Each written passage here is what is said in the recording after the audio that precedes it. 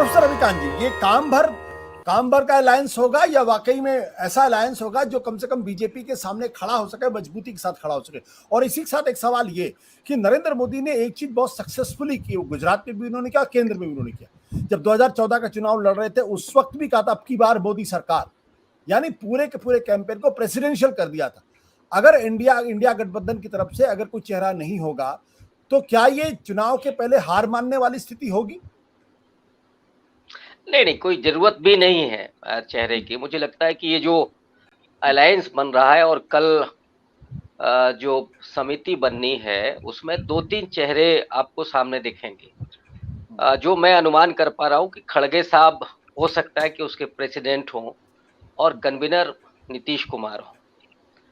ये 2 प्रमुख चेहरे होंगे इस अलायंस के, और इसी के पीछे वो सोशल जस्टिस की पॉलिटिक्स छिपी हुई है।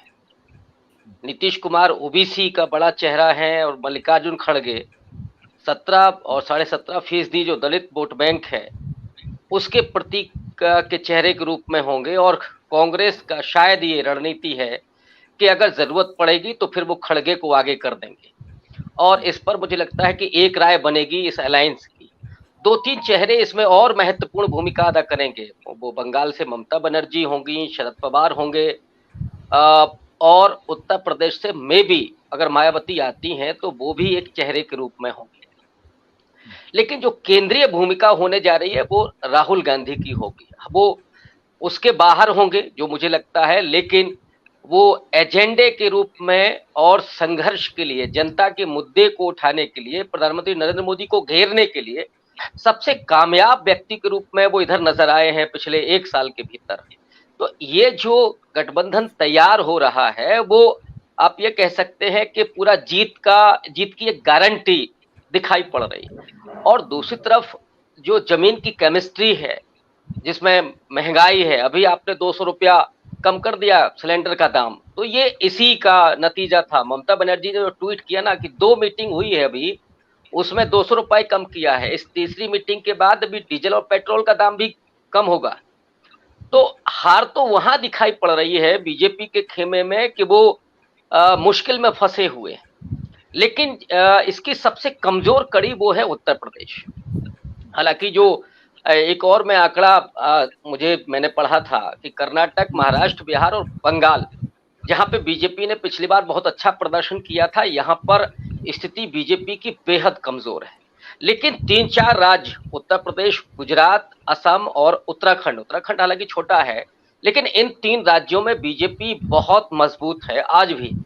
और उसमें सबसे बड़ा जो सूबा उत्तर प्रदेश का है, 80 सीटें आती हैं, और वहां पर बीजेपी जो गोलबंदी कर रही है वो बेहतरीन सोशल इंजीनियरिंग का नमूना है। और मैं पिछले 2 साल से इस बात को बराबर कहता रहा हूं कि बीजेपी हिंदुत्व के बलबूते चुनाव नहीं जीतती। बीजेपी का असली खेल होता है माइक्रो सोशल इंजीनियरिंग।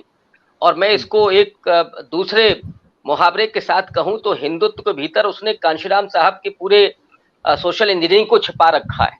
जैसे अभी ओम प्रकाश राजभर को अमित शाह ने लिया है, दारा सिंह चौहान है, फागू चौहान उनके साथ हैं, केशव देव मौर्य है, और केशव प्रसाद मौर्य तो उनके हैं ही, अनुप्रिया पटेल भी हैं। तो ये जो अति पिछड़ा और नॉन जाटो दलित का जो पूरा चंक है बीजेपी के पास, असल जिताऊ ये आंकड़ा है।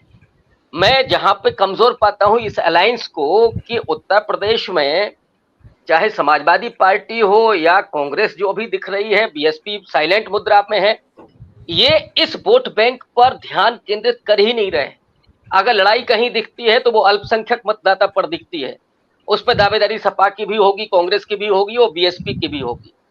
लेकिन असली ताकत बीजेपी की ये अति पिछड़ा जो करीब करीब 12 से 15% है, और जो नॉन जाटो दलित है जो 11% है, ये उसकी मजबूती है। और इसको अगर क्रैक कर दिया तो उत्तर प्रदेश को भी ये अलायंस फतह करेगा, और फिर उसके बाद तो मुझे नहीं लगता है कि बीजेपी के पास कुछ बचता है। वो 150 के आसपास वो सिमटेंगे, जो मेरा अपना आकलन है। ठीक है।